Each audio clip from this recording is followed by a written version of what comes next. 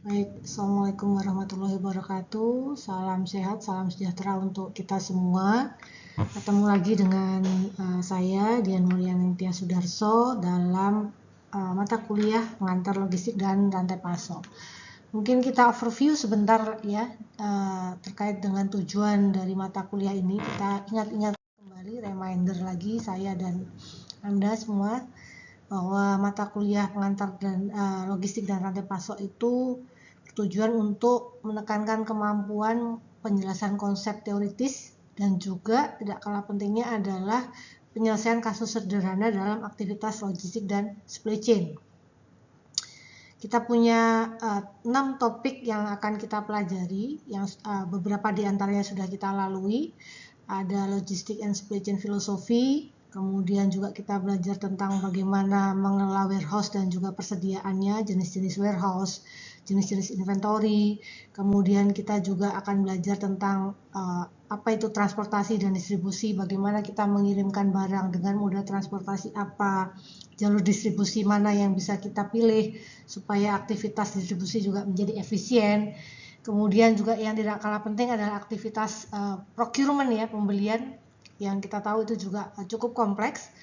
Dan kemudian materi kita yang kelima yang akan kita diskusikan pada hari ini adalah logistik in manufacturing business gitu ya. Jadi kita akan mempelajari dalam konteks yang lebih sederhana gitu, bukan sederhana ya, yang lebih ruang lingkupnya lebih sempit, yaitu dalam logistik dalam aktivitas manufacturing. Dan kita masih punya satu lagi mata kuliah terakhir, topiknya adalah logistik dalam konteks international trade. Nah, setelah itu kita akan lanjutkan dengan project based learning, yang itu juga menjadi bagian dari pembelajaran kita. Kemudian juga kita perlu reminder lagi ya, proporsi penilaian, karena kita sudah akan sampai pada asesmen akhir semester, maka kita harus ingat kembali berapa proporsi nilai. Ada project yang nilainya cukup besar dan itu dominan di antara komponen yang lain. Kemudian juga soft skill, bagaimana Anda berkolaborasi dengan kelompok Anda, bagaimana Anda menciptakan inovasi dari project Anda, dan bagaimana Anda berkreativitas dalam penyelesaian project. Kemudian ATS bobotnya juga sudah tertera 20%, quiz kita juga sudah lalui. Kemudian juga ada penilaian terhadap tugas dan presentasi. Iya, Bu, maaf. Oke, kita ulangi deh. Jadi materi kita pada pertemuan kita minggu ke-14 ini adalah logistik in manufacturing business gitu ya. Jadi sebelumnya kita sudah belajar konsep logistik dan supply chain, apa itu bedanya logistik, apa itu supply chain. Kemudian juga kita belajar procurement, masih ingat ya? Kemudian kita juga belajar tentang warehouse dan inventory, tipe-tipe warehouse, bagaimana kita mengelola inventory. Transportasi distribusi juga jangan lupa kita belajar Incoterms, belajar berbagai macam moda transportasi yang digunakan untuk melakukan aktivitas distribusi dan perpindahan barang. Nah, di topik kita yang sekian kita akan bicara secara spesifik tentang aktivitas logistik di industri manufaktur. Kenapa? Karena kita tahu Batam salah satu aktivitas perekonomian utamanya adalah industri manufaktur, betul ya? Jadi harapannya ke depan juga Anda nanti bisa berkontribusi di sektor ini. Oke, jadi eh, pokok bahasan yang akan kita perdalam nanti adalah kita akan melakukan analisis dan mengenali dan melakukan analisis gitu ya, fungsi-fungsi aktivitas logistik di sektor manufaktur khususnya. Kemudian Anda kalau masih ingat trade-off ya, jadi bagaimana kalau kita meningkatkan inventory di raw material, dampaknya apa dari fungsi yang lain, dari fungsi keuangan bagaimana, finansial bagaimana, dari fungsi produksi bagaimana, dari fungsi yang lain bagaimana, dan seterusnya. Kemudian juga tentu saja yang tidak kalah penting adalah aktivitas masing-masing. Jadi Departemen Transportasi bagaimana perannya dalam aktivitas manufaktur dan seterusnya. Oke, ini sedikit uh, kilas balik di awal ya. Kita bicara logistik, kita bicara aktivitas distribusi. Secara sederhananya adalah perpindahan material dari supplier, lalu di tengah-tengah ada produksi gitu ya. Jadi mengubah barang mentah dari supplier, kemudian menjadi barang jadi, yang kemudian barang jadi atau finished good ini nanti didistribusikan ke sampai dengan ke customer. Nah, ini juga salah satu gambaran cara sederhana ya. Ini aktivitas manufaktur ada di sini, pabrik. Pabrik mendapatkan supply dari para supplier, jadi berapa banyak raw material yang dibutuhkan oleh pabrik ini, maka dia akan mendapatkan supply dari berbagai supplier dengan berbagai model gitu ya, dari luar negeri, impor gitu ya, dengan menggunakan moda air freight atau sea freight dengan kuantitas satu kontainer atau mungkin less than one kontainer, macam-macam ya. Kemudian material itu dikumpulkan dalam manufaktur, diolah, diubah dari raw material menjadi bahan setengah jadi atau jadi finished good, kemudian didistribusikan kembali ke retailer, distributor gitu ya, untuk kemudian dikirimkan sampai ke tangan pelanggan. Jadi ada banyak pelaku di sini dalam aktivitas supply chain secara luas. Ada pemasok, supplier gitu ya, ada transporter, kalau Anda tahu, ada namanya freight forwarder. Jadi dialah yang mempunyai peran untuk mengirimkan barang dari point of origin sampai ke destination gitu ya. Dia punya peran bertanggung jawab di situ. Kemudian ada aktivitas manufakturnya, membuat barangnya, di mana di dalamnya juga terdapat aktivitas logistik dan supply chain. Kemudian ada juga forwarder, kalau dalam hal ini apa namanya, kalau antar kota gitu ya, kalau di dalam negeri berarti aktivitas distribusi dan transportasi. Kemudian ada juga peran distributor sampai dengan end customer. Jadi gitu ya. Di hulu sampai hilirnya cukup panjang. Jadi bayangkan kalau barangnya itu kompleksitasnya rumit, ya membutuhkan banyak sekali raw material, maka jalur distribusinya juga semakin kompleks. Nah, ini kalau kita lihat gambaran dari satu jenis manufaktur. Bagaimana kalau plannya ada banyak? Nah, ini ya. Ini contoh salah satu, ini yang belum sangat rumit, tapi ini sudah cukup kompleks karena manufakturnya plannya ada tiga nih. Ada tiga pabrik sejenis yang berada di lokasi yang berbeda. Misalnya gitu ya. Indomie ada yang ada di Jawa satu satu plan, di Sumatera satu plan, kemudian nanti untuk supply di timur ada satu lagi misalnya di Sulawesi gitu ya. Plannya ada tiga, raw materialnya juga disuplainya dari berbagai arah, kemudian storage-nya juga masuk ke plannya masing-masing. Jadi dari supplier bahan baku A, B, dan C saling mensuplai. Kemudian ketika barangnya sudah jadi finished good, dia akan supply ke berbagai warehouse. Jadi transportasi dan distribusinya juga cukup kompleks. Kebayang ya? Jadi tadi kalau gambarannya yang ini adalah satu manufaktur, dan yang ini ada multi manufaktur, multi plan. Jadi plannya ada lebih dari satu. Sementara dia akan supply juga pada area crossover. Bisa jadi di plan yang Sumatera dia hanya memproduksi jenis tertentu, maka dia harus supply kebutuhan jenis tertentu itu yang ada di Jawa. Misalnya gitu ya. Jadi dia harus ngirim tidak hanya untuk mensuplai kebutuhan Sumatera dan sekitarnya, tapi dia juga harus mengirimkan untuk kebutuhan konsumen yang ada di Jawa. Nah, itulah kompleksitas dari transportasi dan distribusi. Oke, sampai di sini ada pertanyaan? Aman? Boleh lanjut? Oke. Nah, kalau kita bicara lebih detail ya, masuk ke aktivitas industri manufaktur, ini sesuai dengan buku yang kita gunakan ya. Aktivitas yang secara detail hanya ada di aktivitas produksinya, di pabrik tadi ya, plannya itu ada aktivitas order processing. Kemudian kalau sudah ada order processing, berarti kita harus purchase nih ya. Raw materialnya harus dibeli. Berapa banyak raw material yang kita butuhkan berdasarkan order processing tadi.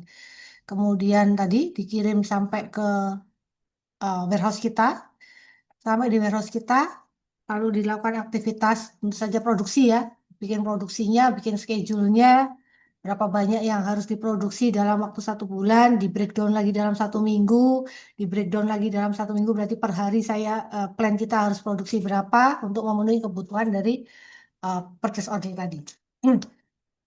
Kemudian tentu saja ada aktivitas inventory management, distribusi dan transportasi, kita sudah pelajari sebelumnya. kemudian juga terkait dengan respon kita terhadap customer, ya. Bagaimana kita merespon feedback atau kemudian juga eh, apa namanya hal-hal yang menjadi respon dari para customer kita. Customernya bisa jadi end customer, bisa jadi juga retail atau distributor gitu ya. Misalnya keterlambatan pengiriman nih. Harusnya kita bisa kirim 25 palet, ternyata kita cuma bisa comply 20 palet. Nah, kekurangannya itu adalah bagian dari problem yang harus diselesaikan. Nah, tadi yang pertama, aktivitas pertama adalah order processing. Bagaimana kita menentukan berapa banyak yang harus kita produksi. Salah satu aktivitas yang cukup penting adalah forecastingnya, gitu ya. Jadi at some point ada manufaktur yang dia memproduksi barang untuk make to stock, ada juga yang untuk make to order, ada juga yang apa namanya engineer to order gitu ya. Tapi salah satu aktivitas penting yang menjadi poin pada aktivitas order processing adalah forecasting. Ada yang bisa menjelaskan apa itu forecasting? Boleh dibantu?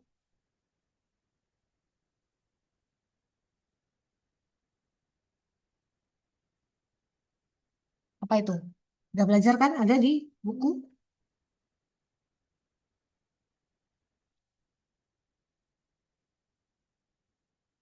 Apa tuh? Adika, Syam? Ramalan, Bu. Mm-mm. Apa yang di forecast, Syam? Apa yang diramal? Biasanya yang diramalkan itu jumlah permintaan, Bu. Hmm. Nice. Betul, sepakat yang lain? Sepakat ya. Jadi untuk menentukan berapa banyak yang diproduksi, kadang-kadang pada aktivitas order processing yang kita tidak bisa prediksi atau kita tidak bisa predik dengan kita tidak tahu jumlahnya dengan tepat, maka aktivitas atau teknik forecasting kita perlukan supaya kita bisa comply dengan kebutuhan atau needs dari customer kita, gitu ya.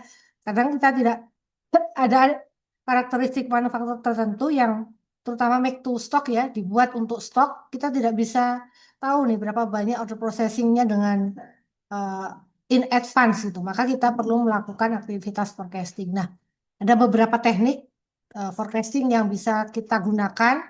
Ada yang paling simple ya, ada management judgment. Ini nanti kita pelajari di mata kuliah semester 3 data analisis.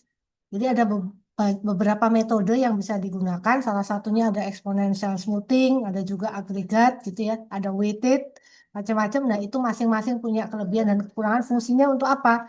Untuk melakukan prediksi berapa banyak ke depan yang harus kita sediakan. Jadi forecasting itu meramal apa yang akan terjadi ke depan, bukan ke belakang. Berdasarkan apa? Berdasarkan data masa lalu. Jadi memprediksi apa yang akan terjadi di depan berdasarkan data masa lalu.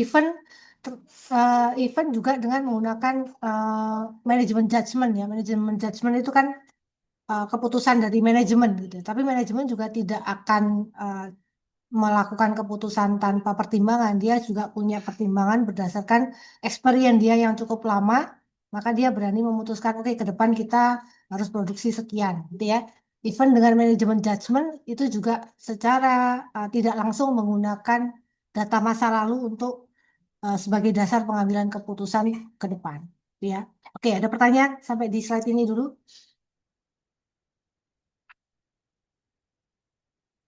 Aman? Boleh dilanjut? Adika, ada Ayu, ada Nabila, aman Lanjut, ya? Bu. Oke, jadi salah satu teknik pentingnya adalah forecasting. Bagaimana cara forecasting?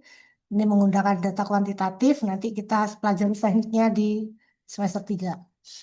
Oke, kedua adalah, nah apa nih? Ada yang bisa membantu menjelaskan nih? Casing. Tadi sudah ketemu dah, kita melakukan order processing, berapa banyak yang harus kita produksi dalam bulan ke depan, 2 bulan ke depan. Maka hal kedua yang terjadi di manufaktur adalah melakukan pembelian, pembelian bahan baku supaya kita bisa melakukan produksi, gitu ya. Aktivitasnya ada macam-macam di Departemen Purchasing. Ini salah satu job position yang bisa kalian isi ya sebagai logistician, itu melakukan apa?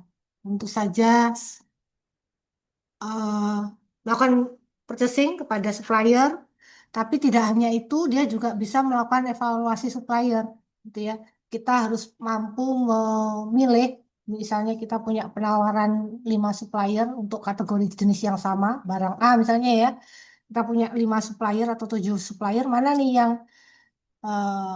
eligible untuk kita jadikan supplier yang tepat, gitu ya. Jangan sampai ketika kita salah memilih supplier, itu berdampak pada aktivitas produksi. Itu ya kapabilitasnya, kapasitasnya untuk memenuhi pesanan kita. Oke, ini barangnya murah nih dari supplier A, tapi dia kemampuan untuk melakukan supply-nya tidak sebesar kebutuhan kita. Nah, itu berarti kan kita tidak bisa pilih juga, betul nggak? Ada juga yang dia oke nih dari sisi kapasitas, harganya ya apa namanya masih masuk lah ya dalam range kita, tapi ternyata respon dia tidak cepat, tidak bisa fast respon terhadap kebutuhan kita. Nah, itu bisa juga jadi salah satu pertimbangan. Ada teknik-teknik yang bisa digunakan untuk melakukan seleksi supplier. Itu juga nanti Anda pelajari dan bisa juga jadi salah satu pilihan topik TA biasanya ya. Bagaimana kita memilih supplier. Oke, ada pertanyaan? Aman? Jadi yang pertama tadi apa? Masih ingat aktivitas yang pertama sebelum purchasing? Forecasting, Bu. Forecasting ya. Order processing ya dengan aktivitasnya forecasting. Bisa jadi nggak forecast, bisa jadi forecast ya. Forecast itu salah satu hal hal yang ada di aktivitas itu, tapi belum tentu juga ada forecast gitu ya. Sip, Fikri, mantap. Nah, ini kalau sudah sampai barangnya ya, material yang kita pesan tadi sudah sampai, maka aktivitasnya tentu saja produksi. Nah, di buku yang sudah saya share kepada Anda dan Anda juga sudah pelajari, ada 3 tipe nih manufaktur. Yang pertama engineer to order, ada tipe manufaktur to order, kemudian juga ada manufaktur to stock. Oke, ada yang bisa bantu jelaskan masing-masing ini. Apa bedanya nih? Engineer to order tuh manufaktur yang seperti apa contohnya? Kalau tipe manufaktur to stock itu contoh manufaktur yang seperti apa, produknya apa? Dan yang terakhir manufaktur to order. Bu, izin Yuk, menjelaskan, Bu. yuk gas. Ini Ayu apa Princess nih? Saya Bu Ayu. Oke, Kalau gimana yuk? yang pertama, engineer to order itu Mm-mm. dirancang, produknya dirancang setelah itu dibuat khusus berdasarkan pesanan pelanggan. Yes, betul. Jadi dia dibuat khusus sesuai dengan pesanan pelanggan. Bisa jadi dia harus membuat desain baru gitu ya. Jadi Iya, dia memang harus melakukan aktivitas produksi sesuai dengan pesanan dari customer. Contohnya apa nih Ayu? contohnya hmm, ketika ya mesin produksi gitu, Bu. Eh, Mm-mm. jadi pelanggan itu harus menyelesaikan dia itu fungsi mesinnya untuk apa dulu, terus Contohnya, contohnya pabrik apa atau manufaktur apa yang tipenya dia adalah tipe engineer to order? Ayo, industri apa? pesawat. Pesawat, Ya, pesawat, Bu. oke, apalagi? Kayak bangunan. Konstruksi, ya, bikin bangunan atau jembatan. Ya, Bentangannya mungkin antar order berbeda ya, project A misalnya bentangannya sekian ratus meter, kemudian tinggi jembatannya juga berbeda-beda desainnya dan segala macam. Oke, good. Apa lagi? Ada yang bisa kasih contoh yang lain? Engineer to order. Pabrik mesin, Bu. Nah, mesin, betul. Itu sangat customize ya. Kita bahasanya customize. Betul, betul Zikri, mantap. Jadi mesin yang dipesan mampu melakukan aktivitas ini tertentu gitu ya, kapasitas sekian, kecepatan sekian, apa namanya dan lain dan seterusnya. Mantap. Oke. Sekarang kita ke manufaktur to order deh. Apa nih contohnya? itu Definisinya dulu. Ayo. Mm-mm. manufaktur to order itu produksi baru dimulai setelah ada pesanan dari pelanggan, tapi desain produknya itu sudah ada dari kita, Bu. Mantap. Berarti Set- diproduksi di- setelah ada. Pesanan dari pelanggan, tapi desainnya itu dari kita. Oke, contoh, contoh, contoh. Contohnya, eh, contohnya buat kue gitu, Bu. Ketika pelanggan itu dia mau bilang mau kue coklat, tapi ada tulisannya misalnya Happy Birthday gitu kan, Bu. Tapi di resepnya itu dari kita, Bu. Kita yang punya desainnya, bukan memenuhi harapannya customer ya. Mau Iya, coklat yang coklatnya 70%, enggak gitu ya, tapi enggak. itu terserah di kita, gitu, bagus. Oke, contoh yang lain. Jadi kita yang punya desainnya, pelanggan memesan, gitu ya. Iya, Kalau engineer to order tadi, harapan desainnya dari customernya, gitu. Kita yang membuatkan, melakukan rekayasanya. Oke, contoh yang lain, manufaktur Industri to order, otomotif sama industri otomotif, furnitur, Bu. Winda, mantap, mobil, gitu ya. Eh, apa namanya, inden, mau yang tipe sekian, warna ini. Nah, dia sudah punya desainnya, dia mau membuat itu ketika pembelian sudah dilakukan. Mantap. Tipe terakhir, manufaktur to stock. kalau manufaktur to stock ini Mm-mm. produk dibuat dulu, lalu disimpan sebagai stok, baru dijual setelah ada permintaan, Bu. Contoh. Contoh kayak produk yang kita jumpai sehari-hari, mie Mm, instan, air mineral, yes. Apa masker. fast moving consumer good FMCGs ya. Jadi dia harus ada di pasaran dulu, bukan Ya, baru dibuat ketika pelanggan membutuhkan. Jadi pelanggan butuh sabun dia baru buat, bukan, tapi sabunnya sudah harus ada di pasaran dulu sebelum customer membelinya. Tuh, jadi bedanya tadi ada yang bisa, ada lagi contoh yang lain, ayo, atau ada tambahan dari yang lain? Pakaian Seperti brand fashion gitu, Bu. Nah, fashion Gilbert, mantap. Jadi Soalnya dia harus kalau ada dulu ya. ya Jadi kayak dia ada, H&M atau Nike. yes, H&M, Zara, apalagi Uniqlo, dan brand-brand lainnya dia harus tersedia dulu di retail, stoknya tersedia gitu. Jadi bukan dibuat karena permintaan, tapi dia dibuat karena harus tersedia dulu di retailnya. Mantap. Jadi apa?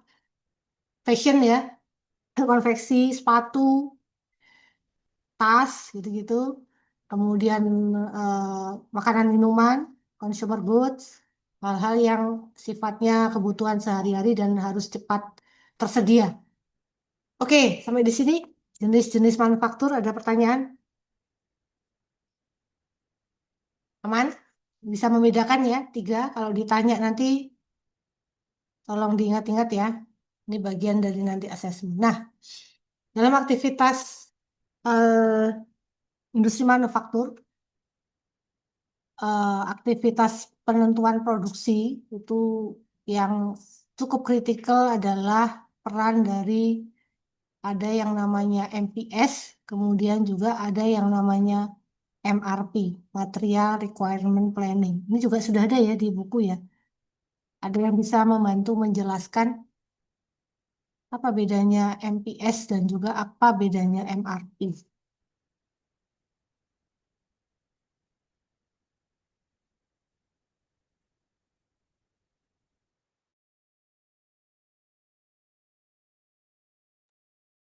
Ini kalau MPS ya, Master Production Scheduling, itu mendapatkan input atau data, jadi dia didevelop berdasarkan data sales, data forecast tadi ya, purchase order tadi, itu akan menjadi input dari master production scheduling. Termasuk juga kemampuan vendor tadi ya, kemampuan supplier menyediakan barang berapa banyak, berapa lead time-nya, berapa waktu yang dibutuhkan ketika kita meletakkan order, place order sampai dengan barang itu sampai di plan kita, itu menjadi informasi yang dibutuhkan untuk membangun yang namanya master production scheduling. Isinya apa master production scheduling ini? Ada yang tahu?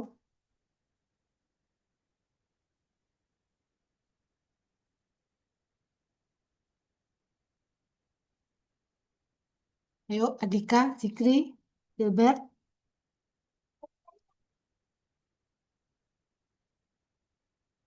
Winda, Winda. Ayo, MPS ada MRP. Nah, Material Requirement Planning.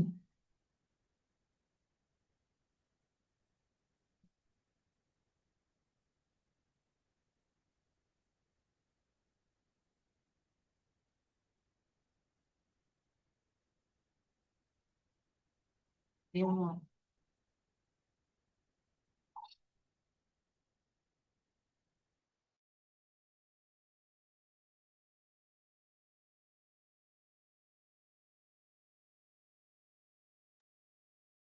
Ayo, help.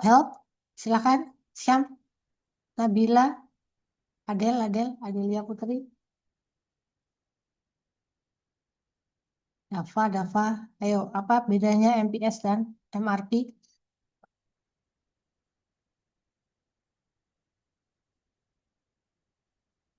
Indira, ngantuk dia. Ayo, Lutfi, Izin menjawab, Bu. Filbert, yo. Kalau MPS tadi yang dari Bu jelaskan itu berarti dia fokus itu pada perencanaan produksi produk Ya. jadinya atau produk Mm-mm. akhirnya gitu. Sedangkan kalau MRP itu dia fokusnya pada perencanaan kebutuhan materialnya Yes. itu untuk membuat produksi. Jadi tadi yang betul yang disampaikan Filbert tadi ya. Jadi MRP itu adalah pengelolaan raw materialnya, berapa banyak yang kita punya di in hand stoknya, berapa yang akan datang dari supplier, berapa kebutuhannya, berapa banyak yang digunakan untuk produksi dan seterusnya. Dan berdasarkan MPS yang sudah di-develop sebelumnya. MPS kita bicara jadwal nih. Jadi eh, minggu ini butuh berapa, minggu depan butuh berapa banyak produk tipe A, produk tipe B, produk tipe C, gitu ya. Nah, turunan dari MPS itu dituangkan dalam kebutuhan materialnya. Jadi berdasarkan jadwal tadi, kita bisa turunkan itu menjadi berapa banyak material yang kita butuhkan. Dengan satu lagi ada yang namanya bill of material atau BOM. Jadi untuk apa namanya breakdown dari material yang kita butuhkan untuk membuat satu buah produk. Nah, ini mungkin nanti bisa dibaca sendiri ya. Jadi intinya adalah MPS itu adalah rencana produksi, gitu ya, untuk membuat memenuhi sebuah delivery order atau purchase order bagaimana kita mengelola schedule untuk aktivitas produksinya. Jadi ini inputnya tadi ya, sudah sempat Budian jelaskan berapa rencana produksi dan seterusnya. Kalau MRP berarti tadi juga persis seperti yang disampaikan, berapa banyak jadwalnya, materialnya, partsnya, berapa banyak. Jadi detail partsnya juga harus terdefinisi gitu. Oke, eh ini sekilas overview ya. Kemarin kan sudah presentasi juga. Mungkin penyampaian assessmentnya minggu depan kita seperti sudah kita sampaikan tadi kita quiz. Jadi ada 3 topik. Transportasi distribusi, logistik in manufaktur, dan yang terakhir nanti logistik in international trade.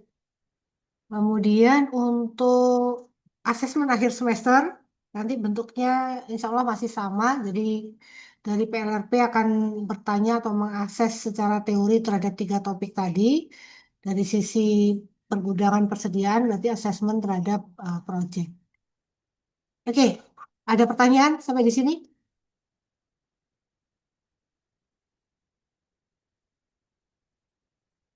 Jadi tolong dipahami kembali yang sudah kita diskusikan, kita highlight di masing-masing topik ya. Jadi itulah bahan asesmen akhir semester kita.